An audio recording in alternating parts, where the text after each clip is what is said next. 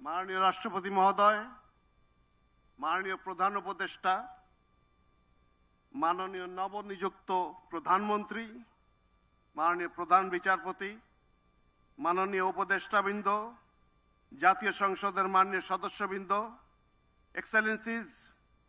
ঊর্ধ্বতন সামরিক ও বেসামরিক কর্মকর্তাবৃন্দ, অভ্যাগত অতিথিবৃন্দ, মিডিয়ার সদস্যবৃন্দ, সম্মানিত সুধীমণ্ডলী, 4 ফাগুন 17 ফেব্রুয়ারি তারিখের এই অপরাহ্নে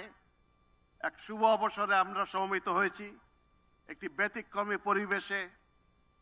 বাংলাদেশের নতুন সরকার গঠনের লগ্নে।